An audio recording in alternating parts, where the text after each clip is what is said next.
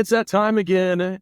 Drew Hopkins, Jerris Johnson here. It's the Real Deal Landman Show. We are so excited that you would join us for yet another week. We are one show away from the season finale of Landman on Paramount Plus.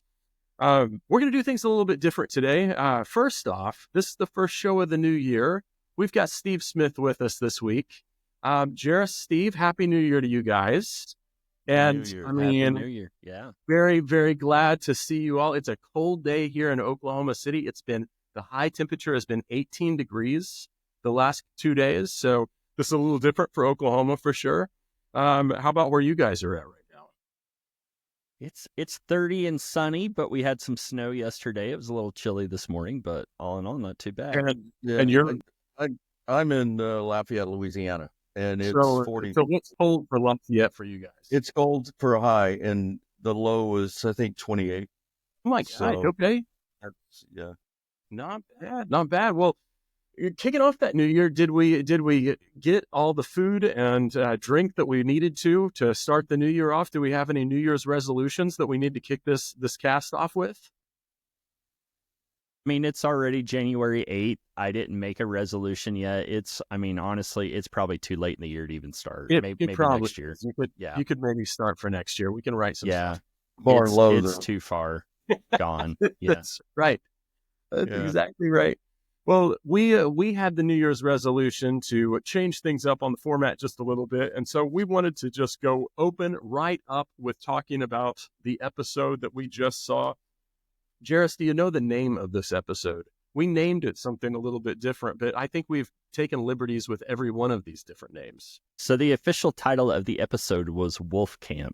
And depending on which website or who you're trying to get information from, it's unclear as if it is WolfCamp, 2 words, WolfCamp, 1 word, WolfCamp with capital W, capital C, because the reality is that the people who made the show and most people watching the show have no idea what the WolfCamp really is.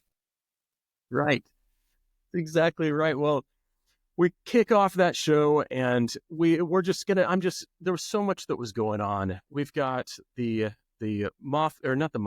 cartel tie-in of cartel members are getting blown up by Army Rangers. Tommy's telling them it's no big deal.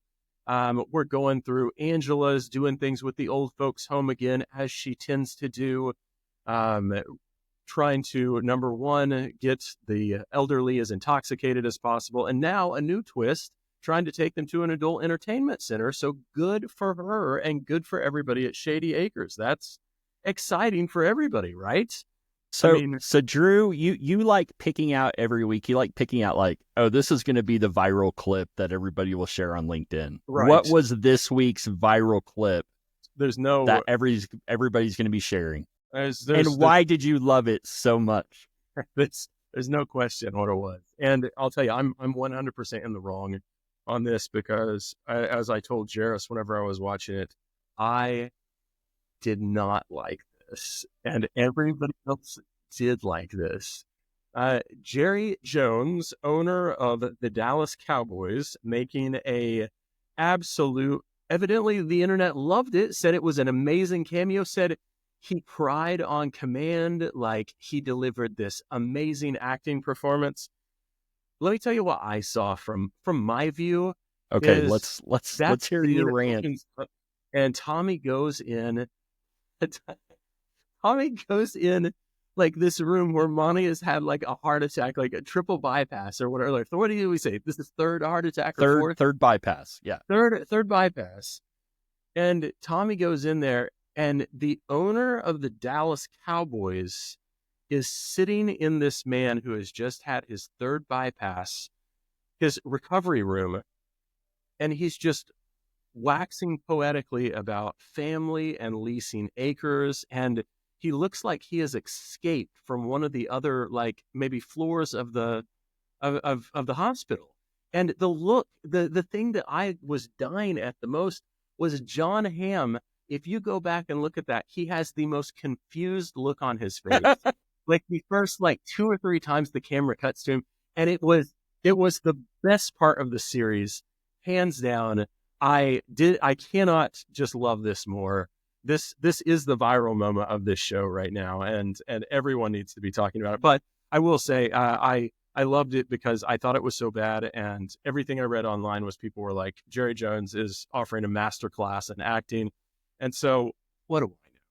What do I know? Do you think it was scripted, or do you think they just hit record and told him, hey, just tell us lessons of life for an hour, and then they just edited it down to what it was? I'll tell you, that's a really good question. So I'm sitting there with my wife, and I was like, there's absolutely no way. They could have given him like 2 or 3 talking points, like, make sure you end with this line or something, like with the family, because I don't know that Jerry's going to be mentioning family. I think he's going to be talking about the Cowboys season or coaching changes or something like that, right? Like, I think he's happy to be there, but I think getting that man to follow a script would be pretty difficult. Steve, chime in here if you think any different. What did you think of this? Well, it's funny. I actually spent 30 minutes on his jet alone with him. Did you really? Yeah. Several years ago. And we're done talking about the show. Like, this is so much more interesting. My feedback on that scene, I want you to know, I thought he was fantastic. Greatest actor I've seen, and deserves all the accolades. Yeah, your best friend did awesome. Yeah, well, I've always been a Cowboys fan, but his guys that work for him were in Denver. They were selling a deal, wanted us to look at it, and after the meeting's over, they just said, do you want to meet Jerry? I said, yeah, where is he? And they said, he's at the airport, told me to go. I drove there, drove up to the plane. He gets out of his car, comes to me, shakes his hand and introduces himself, which I was pretty impressed. Now, going into this, I was neutral on Jerry. Some people like that. I just didn't know, but I thought his persona would be more like Trump is publicly. And so he invited me on his plane. We had a drink, talked for 30 minutes because the other guys didn't get there. And I walked away pretty impressed. He was humble. We talked about the value, the Cowboy, what he purchased it for versus what it's worth. And he said, it wasn't me, it was TV rights. They just blew up, told me a story about when he and the owner of the Broncos, Pat Bowlen, were in New York at Fox Studios, and they slid a piece of paper across the table with a number on it. And he said, my shins were bleeding from Pat kicking me under the table. It was such a big number. So we talked for what, very personable. I mean, he won me over because, like I said, I was a skeptic that he was, but he is. And, he could have told me, wait in the car till the guys get here. I've got business, but invited me in, super guy. So, I mean, when I saw him acting, I thought I was pretty impressed as well, Drew. I thought great job. I've only ever been in the wrong 1 or 2 times in my life before, so this is a very new experience for me. I'm just eating. It's just kind of a hat in hand. I'm going to have to go to Jerry Jones and apologize. So, and the worst thing that probably came out of the episode was Jerry was probably the last person really to talk to Monty before he may have passed away. I don't know. Spoiler. We don't know. We don't know. We don't know that. So, all the best to Monty and Demi Moore.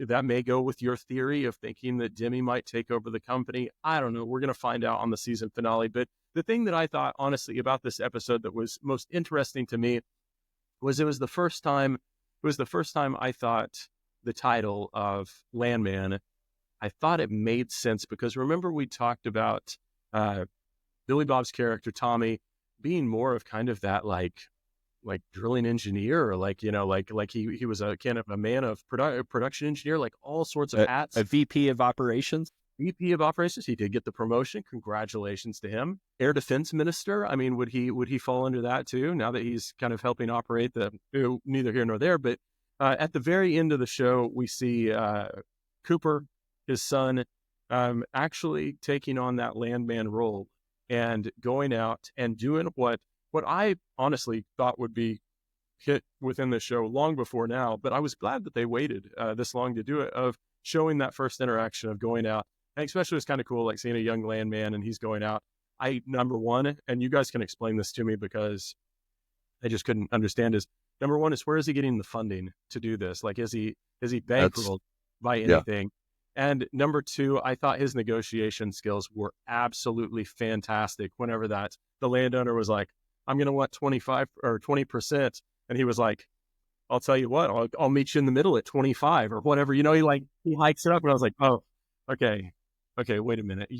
Where are you getting this money from, and how are you making these deals? So, and is he going to buy that lease without doing title first? Yeah, I bet he is, because they went inside to sign everything, and as far as I know, there's no title that's been done. Straight inside, we're going to do this over a cup of coffee. And he's the landman now. But all that to say, I do think it is kind of cool. Like, if it has been kind of a long push, and maybe this is kind of more of a title role of shifting more of the focus to be Cooper and his journey to become like this, you know, oil and gas leader, and starting with this landman role and being able to go out, and how he's putting together these units, and how he's pooling everything together, and how he's trying to get in the WolfCamp and all that stuff. And like, that was the most interesting thing to me, aside from Gerald Jones breaking in a hospital. So speaking of promotions being made from the hospital bed, how is this going to go down to where your new VP of exploration was an attorney? That was a hard one. And how many aspiring geologists out there were hoping that one day they could become a VP of exploration, but now they've learned that the fast track is actually a law degree. Or if you have a law degree, maybe, but no, not geology. Yeah, that was interesting. I like that, just the fact of now it kind of gives Rebecca a little bit more layers of, she's been in Midland for the entire duration of the show, just being kind of a decent lawyer, and now they just think the world of her negotiating skills, even though she's kind of like one for one basically. And so, yeah, shoot, get that promotion. That's fantastic. Good for her. Now that she's an employee, does she get to move into the house with Dale and Nate and Tommy and his family? Absolutely. Absolutely. So that house is very functional. And Angela always, there is no way that Angela doesn't have a live, laugh, love, one of those Hobby Lobby paintings, like in the kitchen. Like, that hasn't been shown yet, but I guarantee you that's there. And Angela, I'm really hoping that the story arc for her, I like where Cooper's story arc's going. Angela's story arc, I really hope that in the final episode, prediction time for both of you guys, I think Angela will get kidnapped by the cartel at the beginning of the episode, and then at the end of the episode, I think they will return her, because it's Angela. So I think that's where we're going with all this, and that will be a wrap. But predictions aside, what we want to do today is we want to talk to Steve. And Jerris, you and Steve have worked together a little bit. Like, I'm gonna let you do the intro here. Sure, glad to do it. So so we've got Steve Smith with us. So first of all, I'm going to put Steve on the spot, which is something I like doing to people. I know that Steve can take it. I don't know how many Steve Smiths there are that are in the industry, and particularly in the landman profession, but you're not the only Steve Smith I've ever known. That's right. So right out of the gate, Steve Smith from Lafayette, tell us what distinguishes you from other Steve Smiths. How would we tell you apart from the other Steve Smiths that are in the AAPL directory? My middle name is unusual. It's Knox, Knox, but that's, and legally that's what I try to sign everything because of that reason. The name is actually on the do not fly list. So yes, it is. So flying into the country, flying out's no problem. But when you come back in, I have a redress number, they call it, and I have to give to, I always get detained, and then I give them the redress and they let me go. But there's a multitude of problems with the name, but some of it's comical, some of it's not. But I don't know what distinguishes me, probably. I guess there's only one Steve Smith from Lafayette. So, okay. Have you lived in Lafayette your whole life?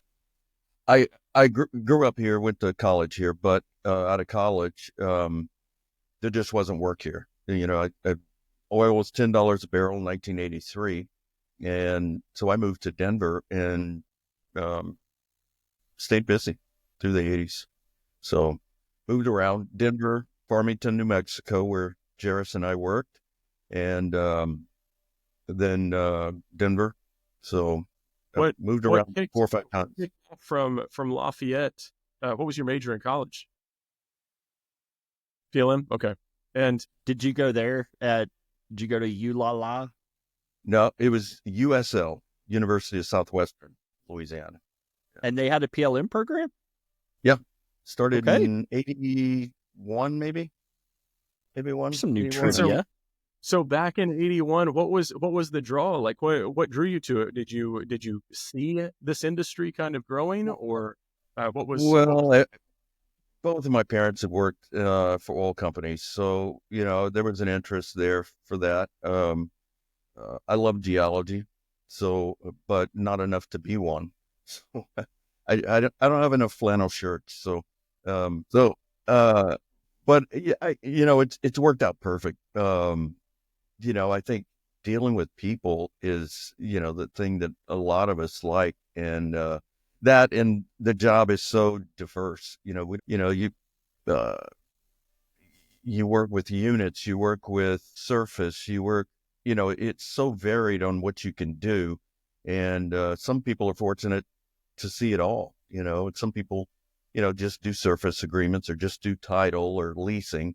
But I've been fortunate that I've got exposed to a lot of things, which I like because that variation doesn't get boring. What do you get to spend most of your time on now? Would you say you're doing in-house work, or would you say you're doing field work? I a couple of years ago thought I was going to retire, and after about 6 months, I realized, you don't work for 40 something years and just turn the switch off. You That's can't right. coast into, I thought I could coast into retirement. You can't really, it's like the hard brakes were on.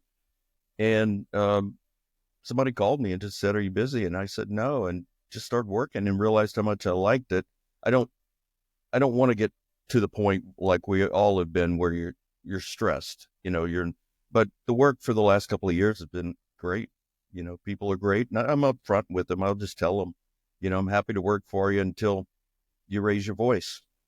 And then, good to be the place in your career to where, just something as simple as that, you can be like, I just want to do it because I enjoy it. Yeah. And it's, and I do some in-house work. There's some guys that call me when their work is too much and they're overloaded, and they say, "Can you review this JOA and these assignments and check them?" So there's things like that. But I do. I've done some leasing. I've done some lithium mining claims. Which is a little different than what I've done in the past, but I enjoyed learning something new. Somebody who might be working lithium or wants to work lithium, what do they need to know to make that transition? On fee lands, I'm far from any kind of expert. On federal lands, it was like day one of being a landman. I've dealt with the BLM for years, and on the oil and gas side, they have their own rules. You have operating rights, you have a record title, and you've got to know that and when to file it and record it, whatever you do. But on the mining side, the mining laws go back, they're over 100 years old. You just have to learn that. And so I read what I could. I called people asking them, the BLM was pretty helpful. When I had a question, I was upfront. I said, "Look, I'm a landman, but I have no idea what the process is." Mining claims, I guess in the last few years have just skyrocketed. So the BLM was inundated with claims. So, but I thought it was fascinating to learn something new. So, and has the BLM, are they you said that they've skyrocketed the claims. Is the BLM poised to handle that? Like, have they ramped up their staffing or special department or something? And maybe with the new administration, they may allocate more funds to the BLM for that. Especially if I guess there's any kind of royalties coming in associated with the mining. But I think this was my take when I talked to the BLM. I was very sympathetic because they're not staffed to handle the amount of claims. I mean, I submitted over 3,000 claims. So that's just me. And the guys I'm working for aren't, the biggest ones filing claims. So they've got thousands. And I think because the mining industry set kind of dormant since the last boom of maybe uranium or potash. So now it's taken off, and I don't know if they didn't see it or they just weren't able to adjust. But it's, like I said, I'm sympathetic that they weren't staffed, but they're doing a great job. And like I said, they're very helpful to kind of get me up to speed. So something else I wanted to ask about, and with your career and all the different things that you've done, I think you would have some perspective with it. There's a lot of guys who get into the business either intentionally or accidentally, and they start off doing field work or independent landman work because that is their foot in the door. What they really crave, though, is they want to be in that in-house spot, and they want to be in that corporate environment and do the things that come along with that. Do you have advice or ideas or suggestions on how somebody can make that transition from working in the field to going in-house? And like in your positions in the past as a hiring manager or somebody who might have had the opportunity to help somebody, what are the kinds of things that you would look for in an individual that said, hey, I've been leasing for 20 years, but I feel like I could do so much more in-house in the corporate realm. How do I do that? Well, I like people that want to learn, and that's what I encourage them to do. That's kind of what I did, is I went to all the seminars I could go to learn. And, that you don't want the guy who has been working 5 years but acts like he knows it all, because he doesn't. You want the guy who's worked 5 years and says, look, I've got good experience, but I want more. I want to do this. I want to do that. I want to learn. So being constantly hungry for knowledge is the kind of people, because I think the tendency with young people is to come in thinking they want to impress what they know, and that's fine. But I think they should also impress, I want to know more, though. I know this much, but I realize there's a whole world out there I don't know about the land business. So those are the kind of people, in this business, you never quit learning. I never, every day I'm like, wow, I didn't know that. Like the mining stuff I talked about, I know it's a little out of our wheelhouse. It's a little different, but it's still the BLM. And I thought it would be so similar, but it's so different. I would encourage young people or people getting in the business, just learn what you can, any experience. If someone calls you, hey, can you do this? Do it. Everything helps. Were there any good, like we've talked everything from like NAPE to a lot of different other AAPL conferences and everything. Were there any conferences that you would also kind of throw in that bucket of being like, hey, make sure you put these on your list, or like professional organizations to be a part of? I mean, definitely the local associations, the APL, of course, but the ones I think that helped me, the JOA schools were always beneficial. And I've no less than 3 or 4, especially when the new forms came out, I'd always go. And for some reason, that's a document that you don't learn it until it happens. Then they say, what do we do when? And then you go, I better go read it, because what happens when you've had the experience. So that's one of them. Federal units, if you're in the West, that's a good one if you're working in the West. And the other one is just the CPL exam.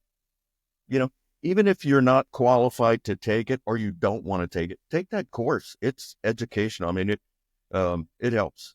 I was going to say, throughout your career, you've got to do field, you've got to do in-house, you've got to become best friends with Jerry Jones, evidently, and get on his jet.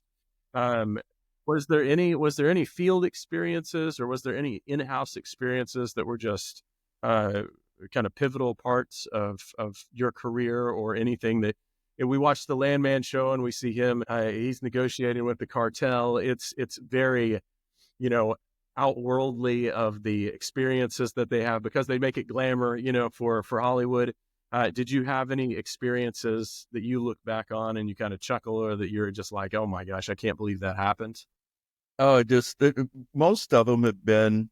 I mean, of course, we all have office episodes that you laugh about, but most of the neat things are in the field. And even when I worked in house, if I had the opportunity, I would go lease or go run title. Now, it's not always possible. Projects are too big. I've worked cattle with a guy. He said, "Yeah, come on out, but I'm working cattle, so wear your boots." And so I go out there and work cattle with the guy. So and all that helps. And when I saw that episode where Coop goes out to the farm, he's in the barn, and it reminded me of when I went out there and the guy's coming out of a barn. He's got all these cattle pinned up, and we got to move them. So it's just stuff like that. I met so many just down to earth people. Now there are some ornery people in the world, but that's everywhere. But for the most part, they're just down to earth. They're great people. I've spent a lot of time in Montana and Kansas in the field, some in Colorado a little bit, but mostly just country people that welcome you into their home and feed you and see if you want to work out.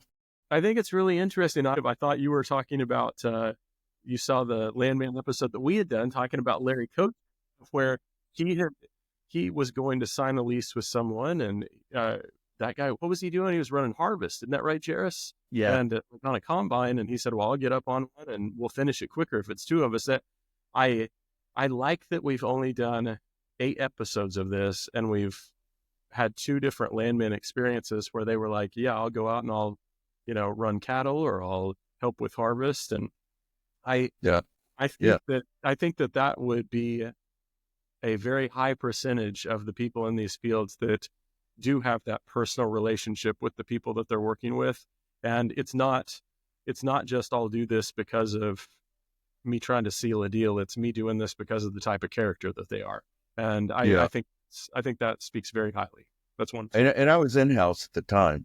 Okay. So, there's always leases toward the end of a project that you couldn't secure. So I would go out and, sometimes you got to work it a couple, you go out one day and they're busy, and then you come back a week later and they'll talk to you. But, that's probably been the best part of the job. Now there's, the in-house stuff is very rewarding, closing deals and negotiating and just working with people. But, some of the fun times, I just enjoy that too.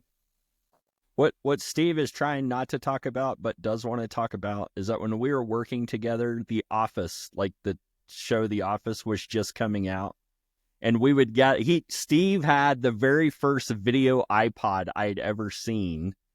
And he was downloading episodes of The Office as they would come out. And like during lunch, we would go through which I've never seen this before other than in Farmington, but they had a Subway drive-through. And so we would go through the Subway drive-through, and then we would huddle up around his little video iPod and watch the latest episode of The Office and laugh about how real it was for the scenario that we were currently living in. Well, and if you remember, I don't know if you remember this, that year they were drilling and recompleting over 400 wells. Yeah.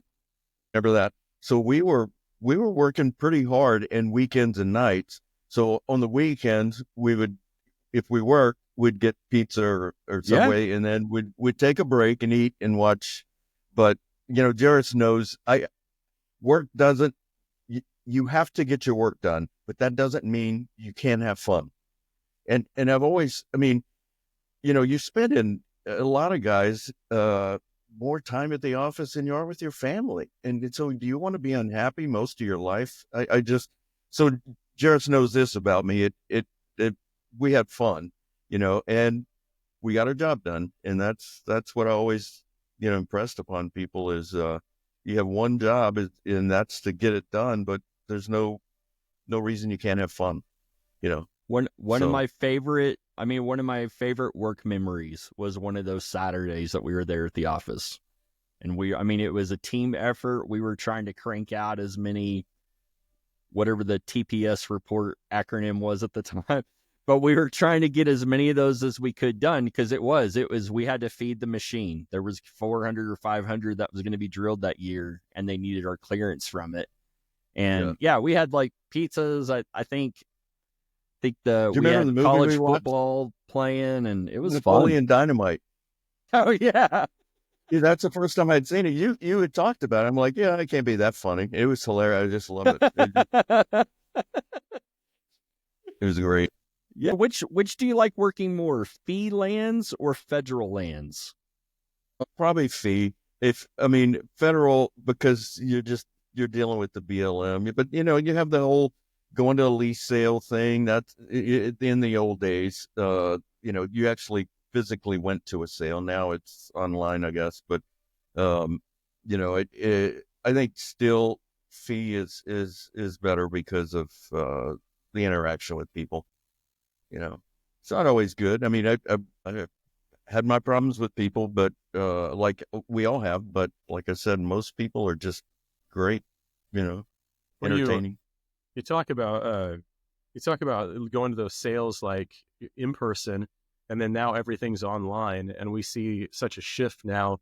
2025 is opening up, and I see so many different companies implementing AI, and land departments are one of those ones where title and everything is really there's going to be a lot of things done artificially. I guess what I'm trying to say is, are you at all worried for the landman job of the future, or do you think that there's still going to be that personal element that's going to hold true? There will be always. I mean, it just for negotiating. I think title isn't always black and white. You're still going to have to you're going to have to interpret or make a guess. The mineral owner isn't going to want to talk to a machine, or it's just, you're always going to need somebody. Now, what I'm impressed with is, when I started, and this will date me, but I remember Larry was talking about this on your episode, having a typewriter. Well, I had the Cadillac because I had I think it was an IBM Selectric. It was a ball instead of the keys, and it had autocorrect on it. Or not autocorrect, but not autocorrect, but yeah, you could hit a delete key. Okay. So, and that's I had that and a box with files in it, pad of leases, and that was what you traveled around buying leases, and you had to do your own maps. I mean, so much has changed. And Larry's comment about going to the street with the phone booth, that is no lie. The hotel I was in was a party line. So everybody pick up and somebody else is already using it. Yep. And I found that out the hard way. You pick up the phone and some guy's on it. So I had to, in the cold at night, go with a pocket full of change with my legal pad and call people, just throwing quarters and dimes in the phone booth. But the neat part is, not, I'm telling the war stories that, it's not woe me. I just love that. That's awesome. It's so impressive how much work we get done compared to what we did. And that'll lead me into why landmen should be paid more because they're doing exponentially more work. So what took me 4 hours to do, I can do in 30 minutes now. Now, a guy coming out of school right now doesn't have that perspective, but I'm telling you, I can do my own maps on a computer. It doesn't take me 2 days to draw a map like it used to and put ownership and percentages on it. When something that you paid a guy 2 days to do gets done in 30 minutes or an hour, you probably need to pay more. So relative. So that, we all know, I won't get into details about day rates, but, they just haven't changed much. Not in the last couple of years with inflation. So would your solution for that be, do you think that day rates themselves should go up, or do you think that it should be like a paid per task or paid per job type scenario? I think the the job part would be a little hard to, if you did that, a little hard to figure and estimate, but certainly day rates should go up. Yeah. Well over 10 years ago, when things ramped up, I was working in Denver. We started paying field guys $600, and we paid them on weekends, even though they weren't working. So just to, we had to pay them 2 days, $1,200 just to sit around on a weekend when they were out of town. And they've dropped back since then, I believe. I'm not totally, plugged into that. It's just the fact that work is getting done so much faster and better and more accurate, probably warrants it. I think you have solidified, you have endeared yourself as probably the fan favorite of all of the listeners that listen in on this. As you are saying, let's pay these guys more. We're going to get more positive thumbs up comments. And Steve's I like to think I have a good perspective, because I'm now essentially, I'm a contractor, a field guy, and I've worked in-house for probably 30 something years. So I've been on both sides of the table, and I understand the budget issue and companies trying to save money, but in the scheme of things, when you compare what the land contributes versus what it costs compared to, it's minute.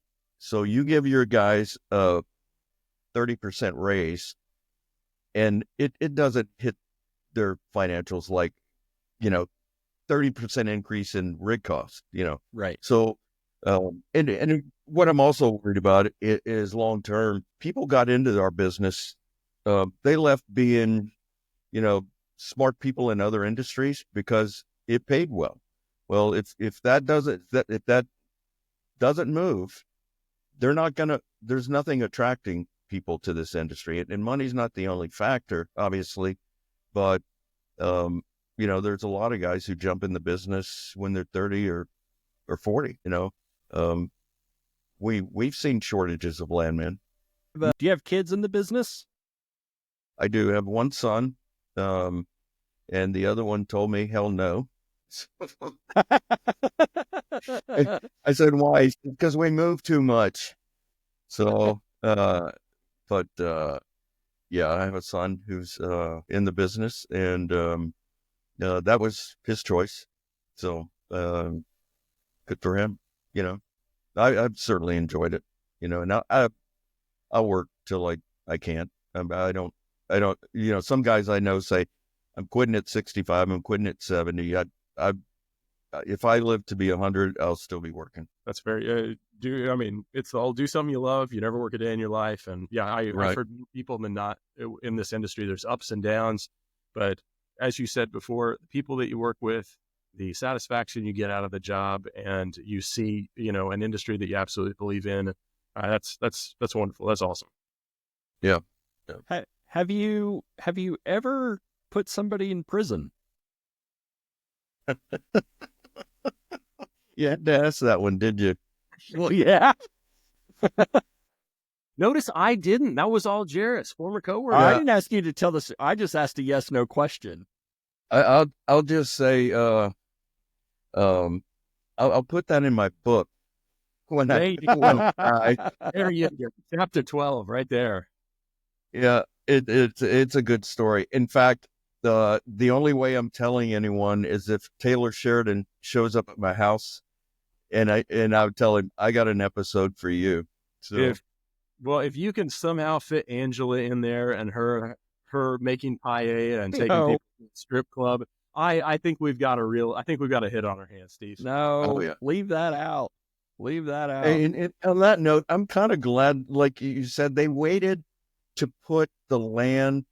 I don't, and not to offend any landmen, but if they jumped out of the chute of this show with maps and farm outs and people don't know what they're so they're easing it in, but they need some sort of plot with characters and developing them. And talking about buying leases with the farmers not going to grab everyone's attention. It's not with a bunch of 90-year-olds. It will. And yeah, there's the plug right there. Yeah, I can't tell you how many times I saw that online of people like good landmen that were like, I look at a computer screen for 8 hours a day. And he's like, I don't think a camera over my shoulder is going to be drawing in, big numbers. So Yeah. you're right. No. I think if you were going to make TV show, well, I mean, obviously somebody did, but like the field landman job would be your drama series. Your office in-house job would likely be a comedy series because just of the characters and things that are said. Sometimes you have to ask yourself, is this real life?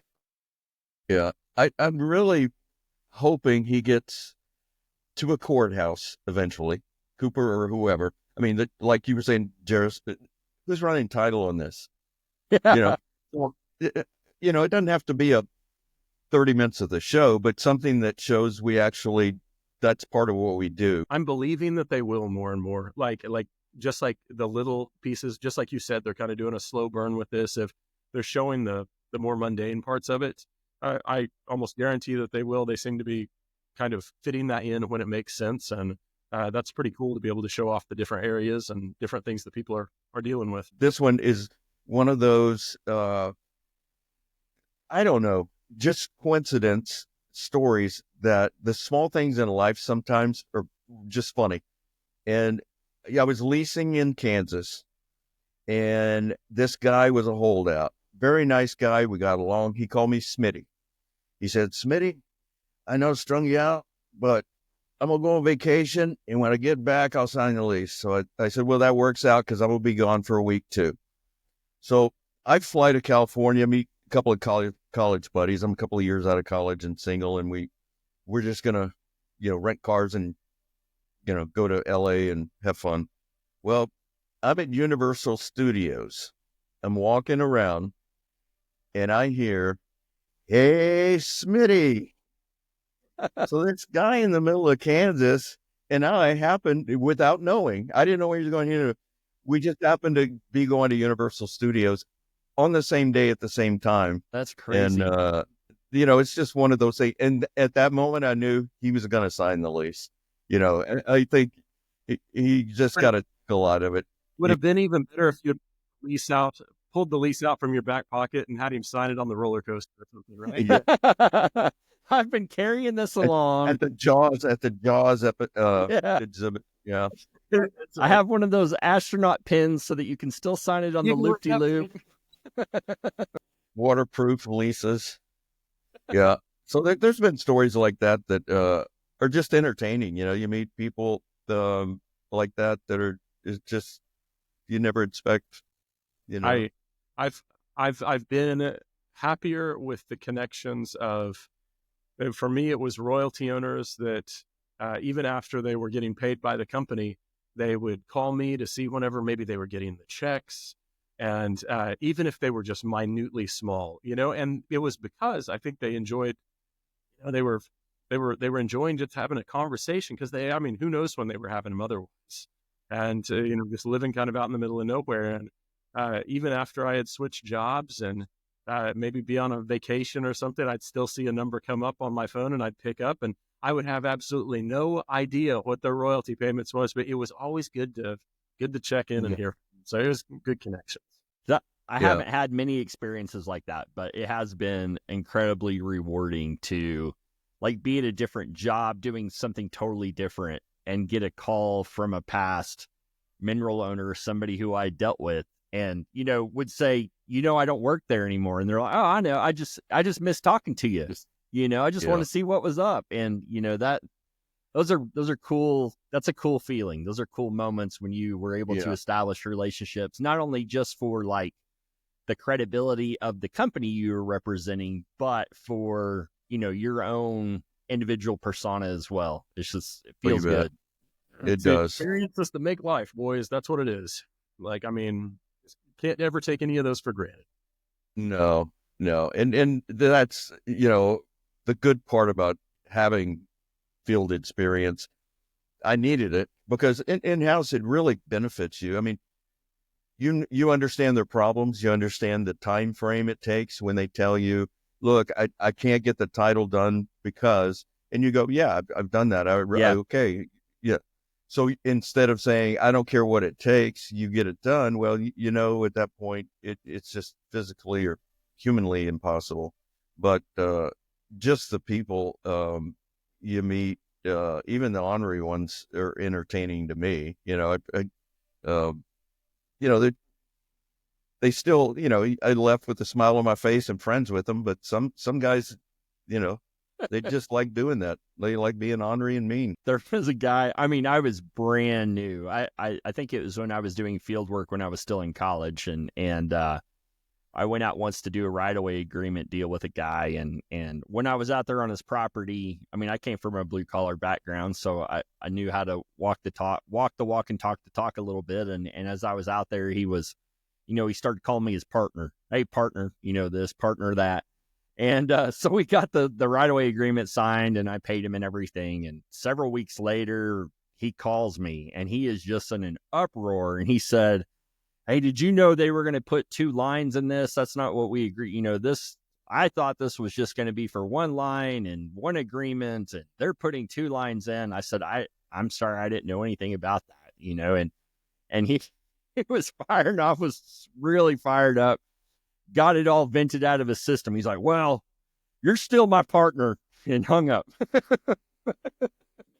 And I'm in a different part of the world now, but I started running title here, but really part-time in college as an internship, and then about a year out of college. But I've kind of gotten back into doing some work in Louisiana, so it's a different beast.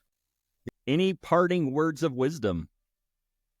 I'm just glad that through the ups and downs, people stay in the business. I realize some people can't, and they've got their own, factors in their life that keep them, that they have to move on. But there's a lot of, we're social animals, and I'd say 90% or better landmen just love people, and if they don't, they'll do fine. But I think that's what attracts us to it, is just the interaction. And that's mostly what we talked about today, is, just the interaction with people. We meet running across. I can think of no better message than that, Steve. And I really appreciate you being on here today. Sure. And being I was happy to. I think it's more than anything, I think we have to take advantage for those connections that we made. I mean, if you're listening to this now, think about somebody from your past, whether that be an owner, whether that be just an acquaintance from work, whether that be, a mentor or somebody that you worked with. Shoot them an email if you haven't talked to them for a long time. Reconnect, share a few stories, and I guarantee your life will be happier for it. So yeah. I think we all should continue to be nostalgic for those good days and look forward to the other good ones ahead. Does this count for me? Can I just absolutely counts? I'm not calling anybody else. I would rather not. If I can just count this with Steve, that'd be awesome. No, I think that's perfect. You guys are out. I will say resolution completed. I will say I did it just for also everybody that's, listening or watching online. Landman Magazine did come out today, and got that at the desk. And I want you to know, as we talked about on our first episode, Jerris called me out and said, hey, whenever we had started the show, we said, obviously we've got to be landmen to be able to do this. And I said, well, of course. Well, I hadn't renewed my membership for a while, and so I was not a landman. But I want you guys to know that on one of the back pages, when we're welcoming new members, right here in the middle, you can see Drew Hopkins from Oklahoma. I'm back on the roster, baby. And I'm going to be signing these at Nate, probably, I don't know, for a nominal fee. I haven't decided what that's going to be yet, but it's, it all goes to charity. You kind of remind me of Steve Martin in The Jerk. Hey, he got his name in the phone book. I'm famous. I'm somebody. Well, there's a lot worse people I could be compared to Steve Martin. I like that guy. Yeah. That's fantastic. It is. Steve, I hope you do make the trip down to Houston, and I hope we see you at Nate. This has really been a pleasure for Jerris, Drew Hopkins. This is the Real Deal Landman Show. We will see you next time for the season finale. I mean, that's big time. But the show's going to go on even afterwards. So that's right. Thanks, guys. All right. See you guys. See ya. All right.